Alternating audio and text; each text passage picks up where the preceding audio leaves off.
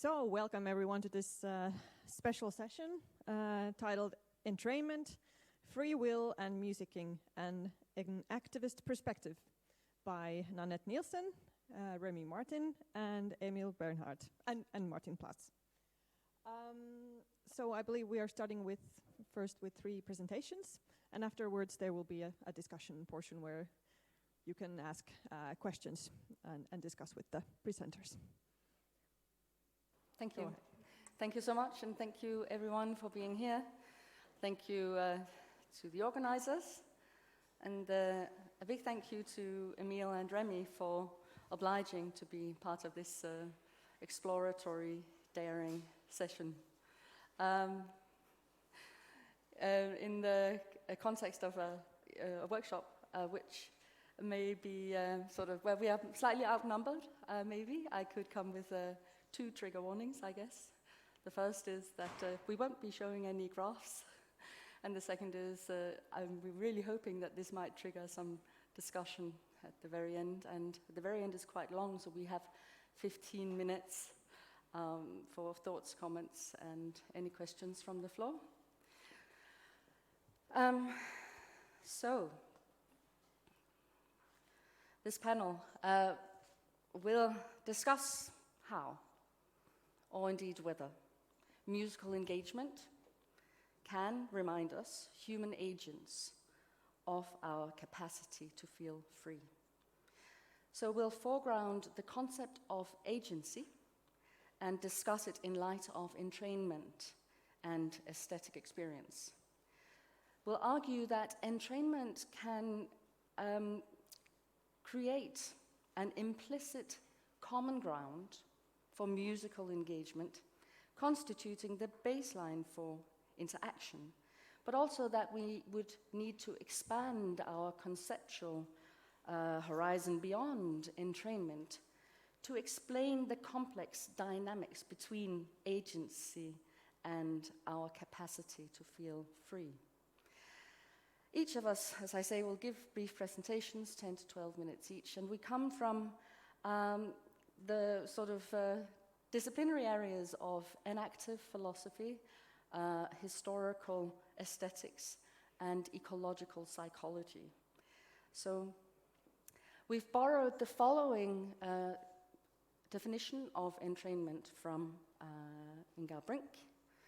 Entrainment is the ubiquitous tendency of physical and biological systems to coordinate to autonomous, spatially or temporally structured events or rhythmic movements, and involves the detection of and response to rhythm and the integration of the systems by synchronization. Brink clarifies entrainment as merely the baseline for interaction in aesthetic experience. When trying to explain free will from an enactivist perspective, this makes perfect sense. So I'm going to sketch this particular approach in the time allotted to me here. Brink acknowledges that entrainment is powerful. It comes naturally, requires effort to control, is usually implicit, subconscious, and automatic. As Brink writes, people can be expected to synchronize to the rhythm of any stimulus, animate or not. Entrainment is known to cause stability, reliability, predictability. It promotes feelings of familiarity and affiliation. But while entrainment is powerful, it has limited explanatory power when it comes to aesthetic experience. Entrainment can be seen to be involved in any kind of interaction. It's not specific to aesthetic experience. Its role isn't specific to aesthetic experience. So Brink therefore argues that its explanatory value is comparatively small.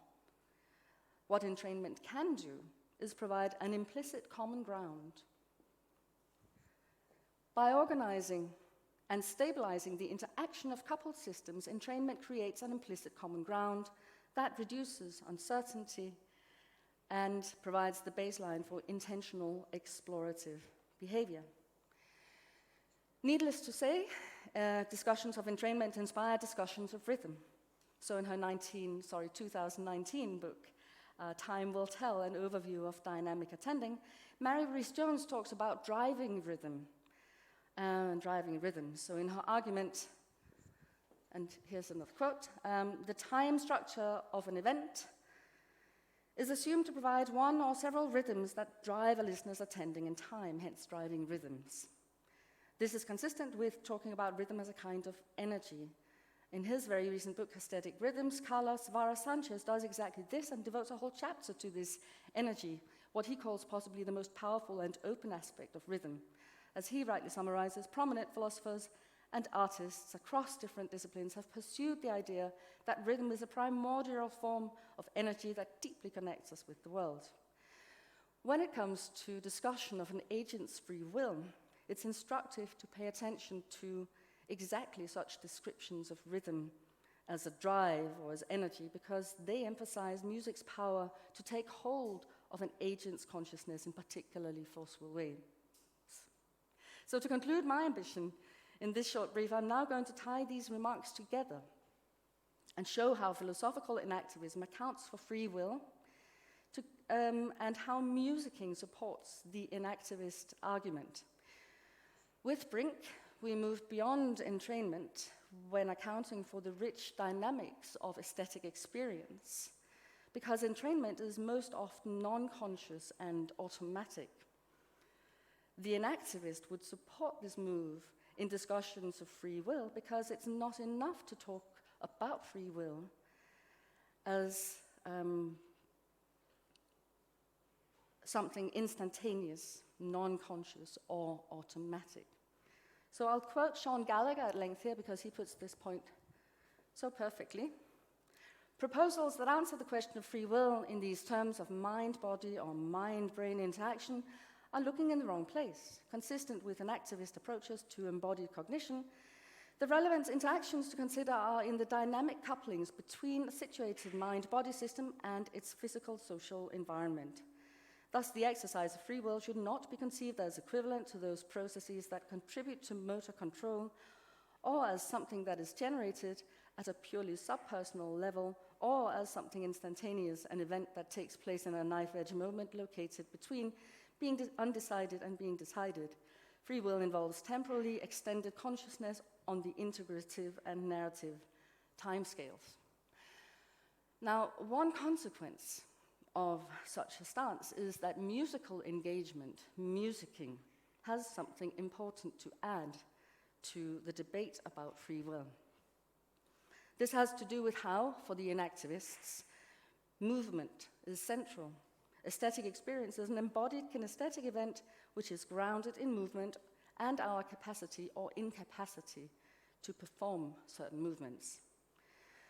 When we consciously move to music, when we dance, although significant aspects of this action rely on automatic, non-conscious motor control, our actions are intentional and voluntary. As we engage with music, we are not normally monitoring the specifics of our motor control. Whether and how we can stand on our 2 feet, whether we can lift our hands, whether we can clap, or how we might be able to. So our awareness is directed elsewhere, to the experience of musical engagement, to following the musical and rhythmical energy. Within philosophy, there's a long tradition of using examples of bodily movement in discussions of free will. Look, I can freely raise my arm. Look how free I am. So, as if that is a prototype of free action, right? But such descriptions are, to Gallagher, misguided. The attempt to frame the question of free will in terms of these subpersonal processes, either to dismiss it or to save it, is misguided for at least 2 reasons. First, free will cannot be squeezed into the elementary time scale of 150 to 350 milliseconds. Free will is a longer-term phenomenon, and it involves consciousness. Second, the notion of free will does not apply primarily to abstract motor processes or even to bodily movements that make up intentional actions. Rather, it applies to intentional actions themselves, described at the most appropriate pragmatic level of description. Gallagher doesn't involve music in his discussion of free will, but he might as well have done, because musicking is a prime example of a process of willing, of intentional action, where an agent's dynamic coupling with perhaps especially the energy of rhythm can lead to a heightened sense of the capacity to feel free. So put differently, if music can inspire intentional movement, then it can inspire us to feel this capacity. To engage with music is dynamic. It's not just that I can move, it is the fact that I am intentionally moving, and that this movement is engaged in a dynamic exchange of rhythmical energy. And further, musicking supports Gallagher's view that there is a temporal aspect to the experience of free will. It extends beyond the milliseconds involved in reflex responses. If you were to stop me in the middle of a dance and ask me what I'm doing, I would not be likely to say I'm moving my legs or I'm activating my neurons. Instead, apart from being a bit annoyed, perhaps, for having been interrupted, I'd probably say I'm dancing to this song because I love moving to it, because it makes me feel good, or I'm dancing to this song because I can. So this is where situated, embedded consciousness enters the picture. Such statements are, in Gallagher's words, appropriate descriptions of what I freely decided to do. So in sum, through the enactivist lens, musicking offers fertile ground for exploring why and how intentional action and free will connect. Thank you for listening to that part.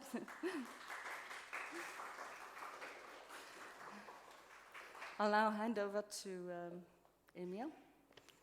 Yes. Is it on now? Yes. Can you hear me? Yes. Good. Yes, so I will continue the discussion of musical engagement now as an aesthetic experience. And I will suggest that the aesthetic experience has a certain structure, and that the understanding of this structure involves, among other things, specific notions of free will and freedom. My first question, however, is simply how the phenomenon of entrainment relates to that structure, how entrainment could be placed within the structure of the aesthetic experience. And in order to make sense of this question, some background is needed.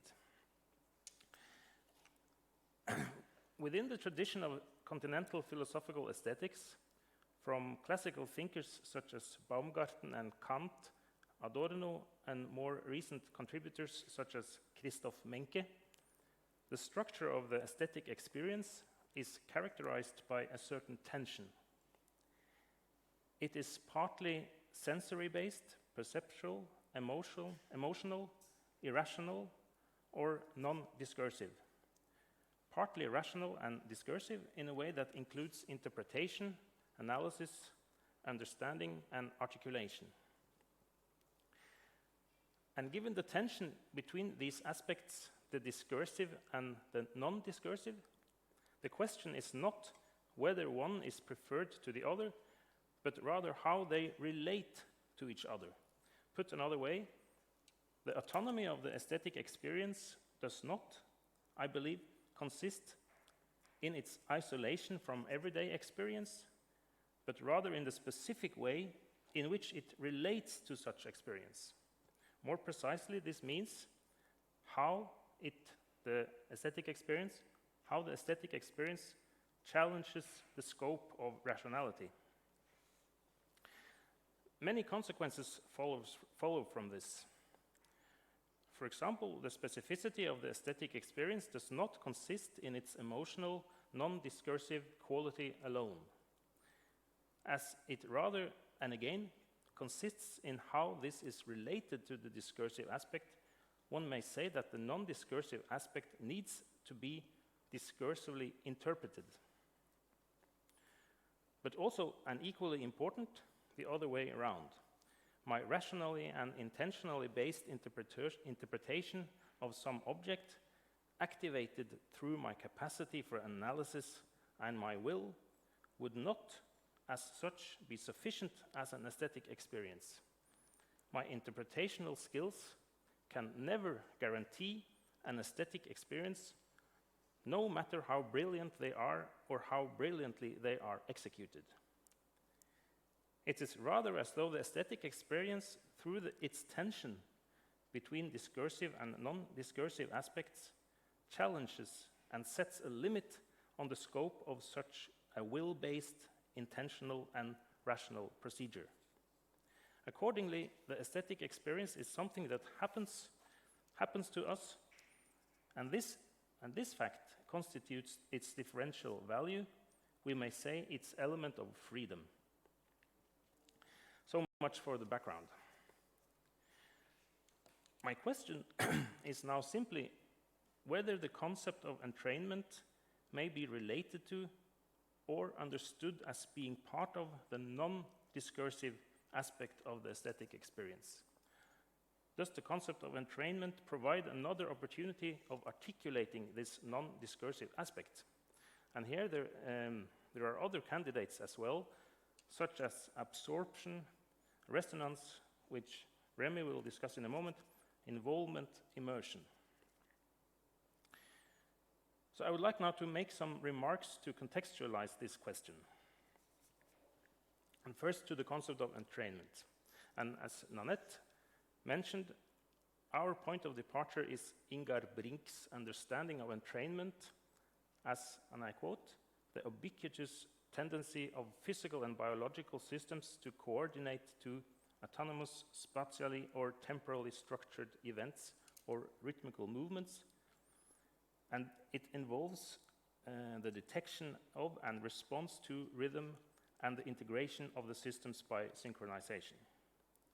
End of quote.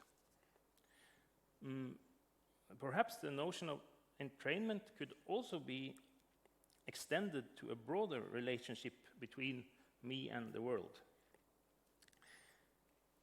Anyway, what interests me now is how this synchronization coordination comes into being, whether and to what extent it is the result of a conscious, rational procedure, or whether it is rather something that happens, somehow beyond my conscious capacity, performed in order to achieve a specific goal, in this case, that of entrainment.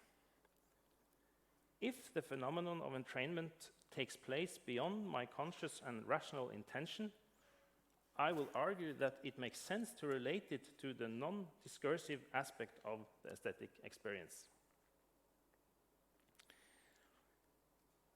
However, this understanding of entrainment as non-discursive may seem implausible or perhaps even mistaken. And Justin London, for example, relates entrainment to an inherent ability. And I quote, musical meter is the anticipatory schema that is the result of our inherent abilities to entrain to periodic stimuli in our environment. End of quote. And he also emphasizes that these abilities are, and I quote, highly practiced, end of quote. But what kind of abilities are we talking about? What does it mean that they are inherent? And how do we practice them? More precisely, to what extent are these abilities and their practice activated through our will and applied with the intention to reach a certain goal? Could it be that ability and practice in London's context, for example, by being inherent, are not necessarily related to my intention to reach or achieve certain ends, or to my will? Because when I am entrained, or at least this is my feeling, this is not the result of my will or the result of my intentional activation of a certain capacity or ability of mine, although the feeling of being entrained might be desirable. But I think we cannot practice any ability to achieve an aesthetic experience. And even though my will is free, it is not free in the sense that it is able to create an aesthetic experience. And this brings me to the last point. If it is correct to say that entrainment, even though it is an ability that is practiced in some way, still goes beyond our intentional will, This would support the assumption that entrainment may be linked to what I call the non-discursive aspect of the aesthetic experience. Because when the non-discursive challenges the discursive aspect, it in fact reminds us of the limits of our ability to organize our environment solely according to our rational goal-directed procedures. And when the aesthetic experience is related to freedom, it is because it activates this challenge. It challenges the way of thinking according to which our existence is structured solely by our rationally based intentions and our ability to carry out these intentions in projects out there. However, what makes things tricky, and I'm not sure about this point, but I think it's still important to make it, is that this freedom, the freedom of the aesthetic experience, which I believe is essential within the context of aesthetics and even beyond, this freedom cannot be the freedom we refer to when we talk about a free will, since there cannot be any will without intention. The freedom emphasized by aesthetics is not the freedom to realize what we want without any limit. It is not the freedom to use our abilities to realize our intentions and thus achieve discursively formulated aims in the world. And as a final statement, I would like to stress that it is fundamental to remember this difference, or in other words, not to reduce the freedom that the aesthetic experience helps us remember to the freedom on which our free will is based. Thank you.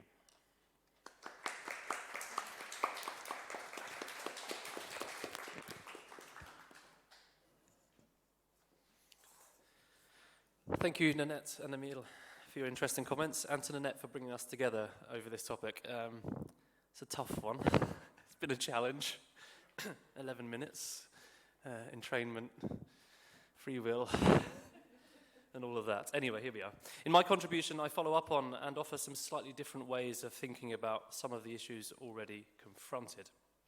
Notably, bodily engagement with music, and how the complexity and dynamism, let's call it the funk, of aesthetic experience challenges us to understand the role of entrainment and sensorial meaning.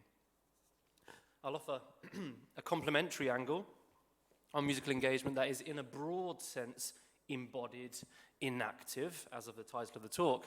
However, I choose to foreground some concepts from ecological psychology.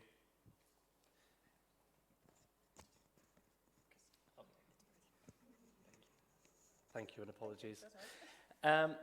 So I choose to foreground some concepts from ecological psychology. Ecological psychology and enactivism are, as Catherine Reed and Agnes Sokolsky argue, not foes, but rather friends. However, they do have distinct backgrounds and ideas that take an interest in each other. Thus, there is also potentially a push and pull of some theory here between enactivism and ecological psychology, which I'm aware of, but a closer consideration of some of those differences is best left to another day from now. Along the way, I'll also try to bring things closer to the ground through reference to some research on live music spectatorship and private listening, if ever such a thing exists, that I've been involved in as well. So, to some general comments and theoretical considerations. Like Emil, it seems I find that thinking about entrainment in the context of musical engagement provokes some questions about underlying mechanisms and this is where I'm most fascinated, I guess, the affective outcomes of this. And indeed of the power of the concept of entrainment in the context of aesthetic experience. So, to recall the challenge laid down by Nanette, how to usefully expand the conceptual horizon of entrainment, beyond entrainment, as it were, while retaining the scope to be able to talk about phenomena such as entrainment. My take is slightly different, inspired as it is in part by ecological approach to perception, and it looks to the concept of resonance. Resonance is a rich concept that is highly relevant to so much of the work already presented at this workshop, actually.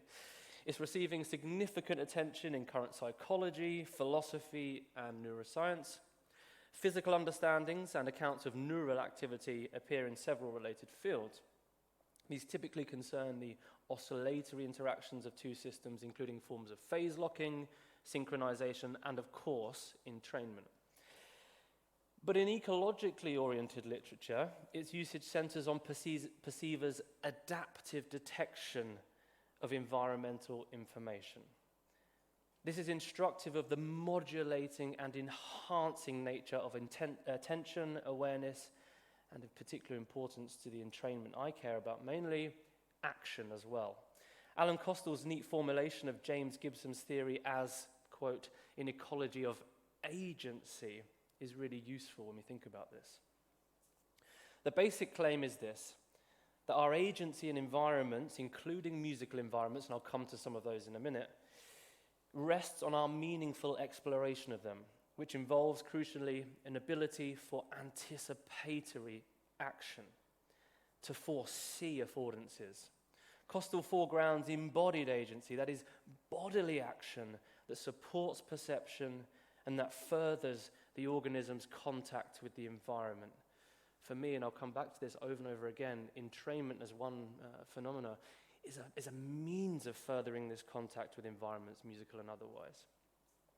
In this sense, questions of free will, I'll finally come to it, seem partly tied to perceptually guided action that helps us make sense of our surrounds and thus our aesthetic entanglements.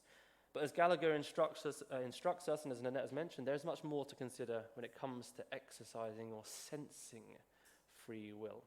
Okay, how does thinking in terms of ecological resonance inform the way we think about entrainment or agency with musical engagement then? First, it offers a particular view of the nature of our relationship with environments, musical or otherwise, of which we're a part. The fundamental claim here is one of mutualism rather than coupling as well. We are not talking merely in terms of stimuli and response. The story is not a simple one of causality. Rather, we must talk about the dynamic flux and flow of musical consciousness. Perceiving and acting organisms are never separate from their surrounds, and thus do not need to become coupled initially. In an aesthetic context, entrainment taken in the form of coordinated action, let's talk about dancing, for example, and synchronization, is a form of attunement, a means and expression of further contact with the musical environment, whether in a concert setting or engaged in the virtual worlds of recordings. So, to an example, let's go closer to the ground for a moment. In a paper on musician and audience shared stillness and silence, Upham, Rosas and Höfting, glad to have them here today, investigate the dynamics of that stillness and explore what they call stilling moments at a research concert involving the Danish String Quartet, a very ambitious project driven here by RITMO. They identify 257 stilling points. This is audience stilling and musical stilling. Over the course of 84 minutes of music. The stilling points are moments when there is a significant decrease in musical activity, such as an audible rest, a gap in the played sound, a decrease in some other musical features such as structure, texture, or tempo.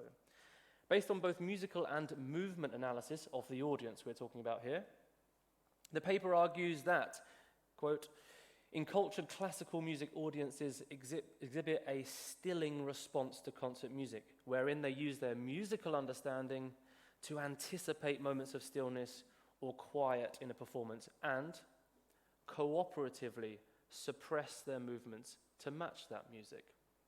So what's going on here? It's obviously a form of entrainment broadly taken, of coordinated action. It's suggested in that paper that stilling involves a suppression of movement. Nonetheless, and this is my claim and our claim actually in a paper we're working on at the moment, I don't know, stilling is an activity that does more than just match the music or match the performance. It actively shapes it and enables further action within the live performance context. Audience members experience the music in terms of actions, anticipating acts of environmental stillness yet to happen, anticipating possibilities in the music and environment that are potential. Once the stillness in the music has actually been reached, the potential is confirmed, of course, but the stillness in the audience is already established. Cooperative stilling, then, seems to reveal how bodily action is an important aspect of the mesh of social consciousness in the concert setting, and a means of achieving resonant contact with the musical performance. Otherwise put, it reveals a vital shared aesthetic resonance, the collective enactment of shared musical time. Simon Höfting, echoing Merleau-Ponty, identifies a similar phenomenon in musical performance as a we intentionality, a musical incorporeity. Furthermore, the temporal profile of these stilling moments that have been observed in this paper, the idea that the stilling is anticipated before the music stills, as it were, can be seen to suggest an exercising of free will or agency made possible by a temporally extended musical consciousness. We're not just in a singular moment in our action, here is the argument. To conclude, I'll turn to considering agency in relation to a different form of musical engagement, what we might call private listening. Is it ever private? No, is my answer. We're always communing, but anyway, private listening, often on headphones. There's more to say about what can come from resonant contact with music, whether through entrainment or forms of altered musical consciousness such as absorption. These forms of attunement seem particularly adept at giving rise to strong, to use Alf Gabrielson's descriptor, experiences of music. I'm deeply interested in how musical consciousness is self-luminous. That is, how musical encounters can give rise to a senses of self-presence, and of self-definition. This has been variously discussed in relation to ideas of the minimal self, or indeed the extended self, and notions of identity as well in music. As evidenced in media-stimulated phenomenological interviews I've conducted with music listeners, experiences of agency, affiliation, affirmation, and empowerment seem particularly important. These listening interviews not only reveal the capacity of music to take hold of our consciousness, as Nanette put it earlier, but also to alter it in meaningful ways. Forms of entrainment are also revealed and can certainly be observed in the interviews. A bizarre situation, sitting with someone listening to music, asking questions, and yet entrainment in forms of bodily action is still so explicit, even in that setting. But what is really illuminated is a remarkable integration of experiences.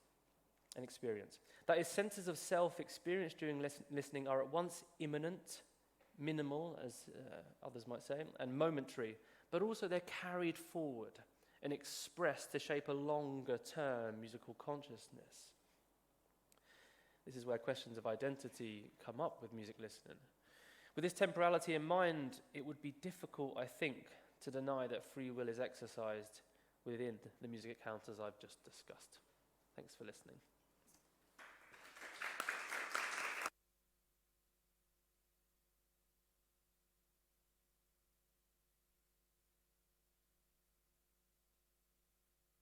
So much. We have now about 15 minutes to take questions from the audience to any of the presenters or the whole panel.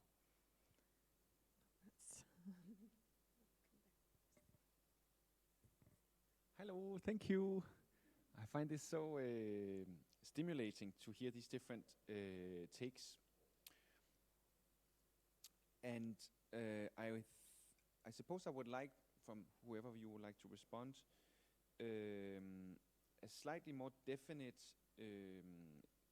description of the role of entrainment in aesthetic experience, because that was actually not so clear to me exactly what that was. So to begin with, I think you use Inger Brink's work to kind of settle that entrainment is insufficient to explain aesthetic experience, right? And then what follows from that, at least from your talk, Emil, I was a little bit sure about what status you take. You seem to have a kind of a category of aesthetic experience that is apart from everyday experience. And I just thought that, at least invoking John Dewey, you have a complete continuum from everyday experience to aesthetic experience, where there is this, as you talk about, this tension that is very good, but to John Dewey, it's just a slightly more intense form, so they're on a continuum. So I'm wondering, if you take Dewey and Brink together, you would say, well, given that aesthetic experience is just some form of, or intensified form of everyday normal experience. And given that Brink is saying, that, well, you have entrainment as a baseline in all experience, so then the notion of entrainment seems to be perhaps vacuous in order to explain anything about aesthetic experience. So that's the background for my question. What is it that you take the role of entrainment to be in aesthetic experience?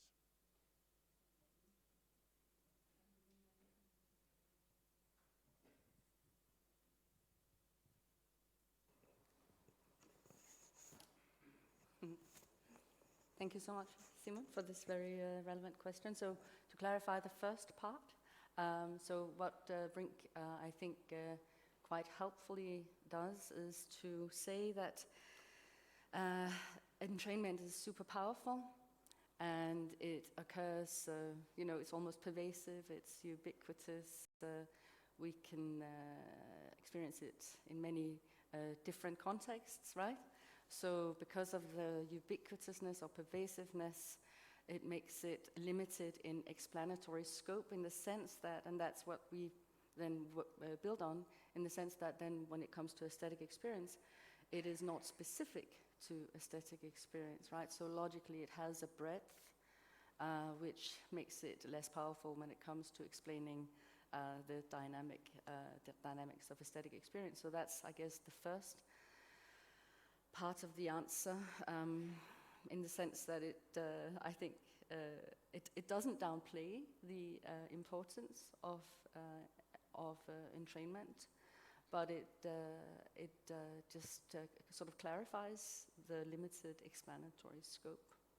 And I think that was helpful also in engaging the Enactivist point as well, and bring that out. But I guess it then depends on how you would then talk about aesthetic experience, right? So you invoked Dewey. So let's see if Emil is ready to answer the second part of the question. Not at all, but no, I'm sorry. I have to disappoint you when it comes to Dewey, because it's not. I haven't been so much into that, but I can say you're completely right that there's a weak point in my presentation when it comes to actually defining the role of the entrainment within this structure more precisely. I would say that I completely agree that the notion of entrainment is not capable of, or it's not possible to, to explain the whole structure of the aesthetic experience. Absolutely not. I would say that it's a more kind of a kind of conceptual experiment from my side to somehow to try to see how to include concepts from outside this tradition, and namely from psychological tradition, into a more kind of continentally based idea of attention in the structure of aesthetic experience. So that's actually my experience and an experiment, because I think that as I see it also in what's going on here at RITMO, that from my perspective, given the structure of discursive and non-discursive, discursivity and non-discursivity, what is actually going on in the psychology field is that you are developing new concepts on this in this non-discursive aspect, or so to speak. But I will insist that, and if you can connect the concept of entrainment to the non-discursive aspect, from my perspective, I would of course insist that this is not sufficient in order to explain the complexity and the structure of the aesthetic experience. We'll need the discursive interpretation, and we need that the understanding of the discursive interpretation as something that discursively interpret the non-discursivity.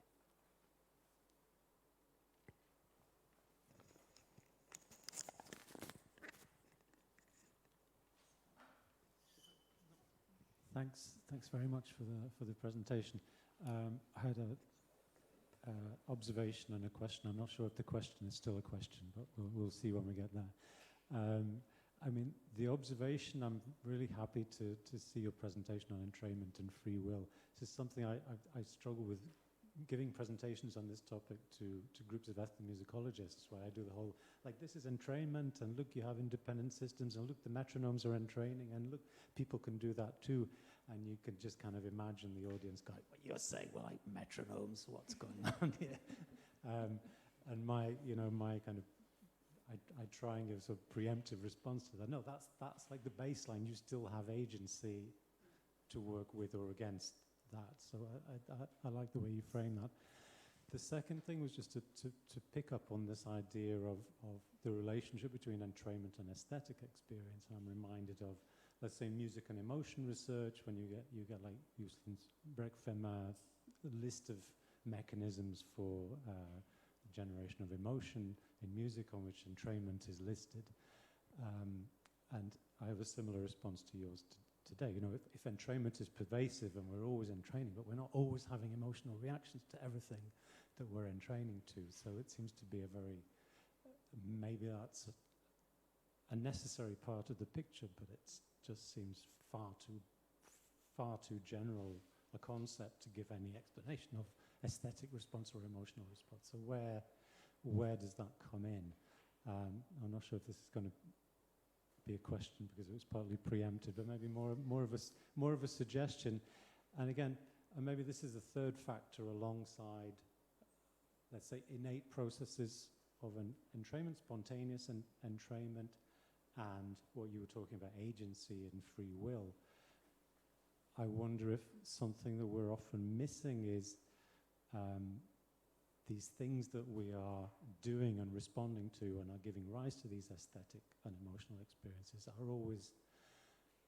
they're always culturally situated, they're always socially situated, they're always experienced in relation to what we've learned, they're always experienced in relation to what we understand our agency to be in the situation and the other's agency, and maybe the virtual agency that's being injected into the music. And that kind of nexus between entrainment and a broader social and cultural understanding of what's going on and what people are trying to do seems to me to be essential to understanding that linkage to aesthetic experience. So the question is, what's your response to that, I guess? That's why I think the ecological view of things like resonance does invite a pretty, well, one possible answer to what's entrainment's role. What does it give? What does it provide? What does it enable? And one of those things is, I use the phrase several points, this further contact. You can, in various other ways, aside from entrainment, you might think of like a further immersion is one thing for absorption literature, for example. So I think one argument to say this is a form of kind of, yes, absolutely, culturally embedded, situated activity. I mentioned the live classical concert in this setting for this stilling. How unsurprising that stillness was a finding. But there's something about this coordination that happens that is an enabling, and this is speculative because we haven't got data on necessarily all this stuff, but a further contact corporeally, and then the implication is perhaps sensorially, and then emotionally from that. So that's the ecological answer would be, I suppose, a perceptually guided, further deepened attunement that might then give rise to something that we might say is emotional or affective in ways. And the interviews that I've done as well, which are again based more on private listening of people actually. I sit them down, I ask them about their listening, then I also get them to listen to music they talk in very deep ways about.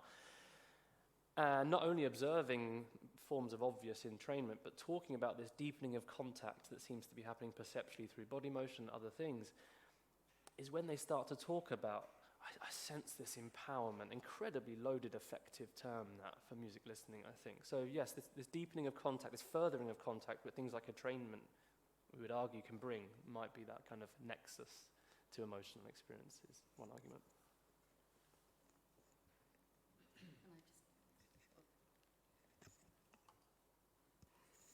Thank you so much for very stimulating comments as well. So just a brief response from me, which would be, I think we are quite busy people, actually, when it comes to being in the sort of environment of being. But it's not every sort of response that can be monitored or measured and all that. So I think that what you are very helpfully highlighting really is that kind of dynamic, which means that it's not just about responses, it's also about the generation of opportunities to then create resonances or and all of that. So I think that for the discussion of free will, maybe especially to think about the embeddedness of consciousness and the sort of real sort of dynamic interaction that there is. And entrainment is helpful for that, but I think that we are sort of on the whole really acknowledging a very complex causality. We're not just saying that there's a prime mover of something, but that there is a whole dynamic system of events. Thank you.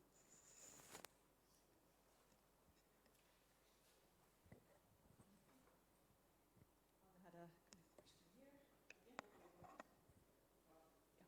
I'll try to be brief. Thanks a lot. Very interesting. All the three presentations, very interesting topic. Just one comment on your comment, Emil, about the aims of the psychological research going on at RITMO. I'm not sure if we're actually, or we, or they, or whoever we are.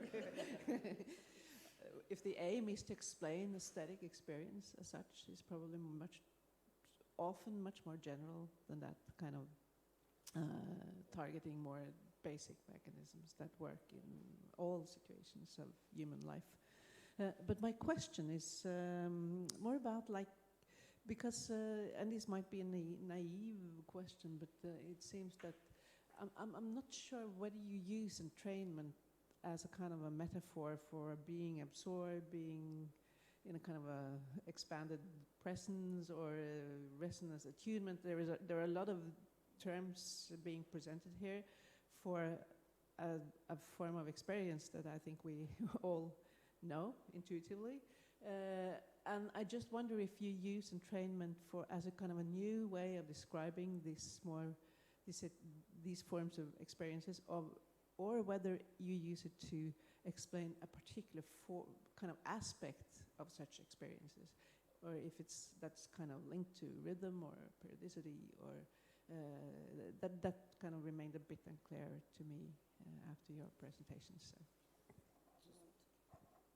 To me, this question. To all of you, actually, yeah.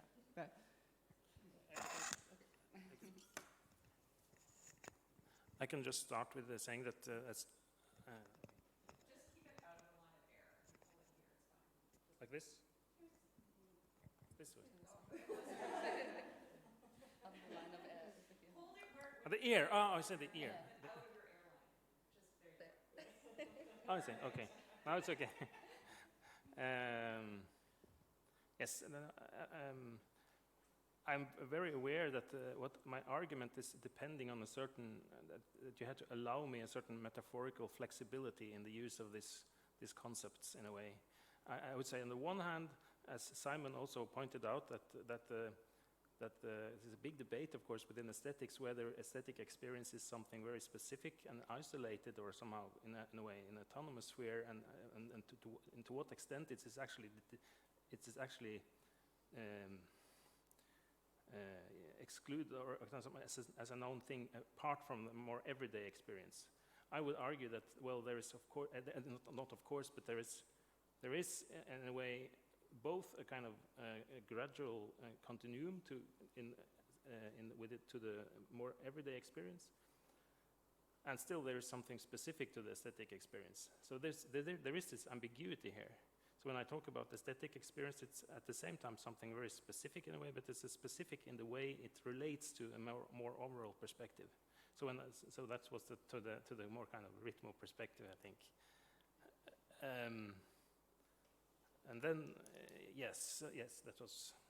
I'll leave it there.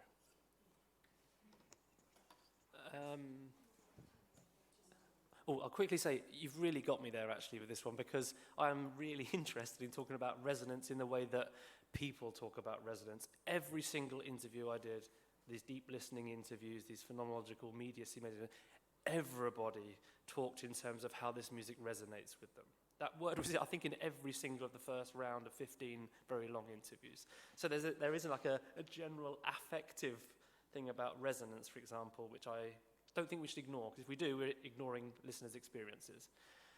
But also it has a particular thing, of course, in ecological literature, which is about this attentional, perceptual, roving intentionality we have to further our contact with the environment.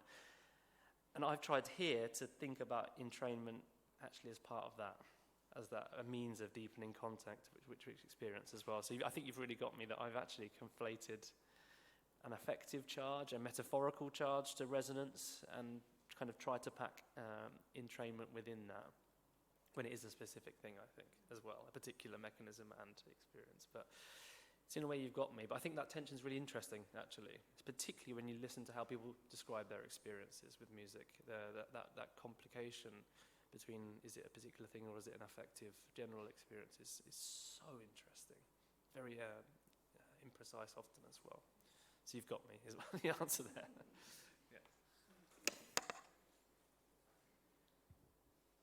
I'm afraid, although I would love to also continue this discussion, but maybe we can continue it more informally during the break. There were also some questions on YouTube if you want to have a look at those and respond later in the chat, for example. But thank you so much again for this really stimulating session. It was a pleasure. Thank you.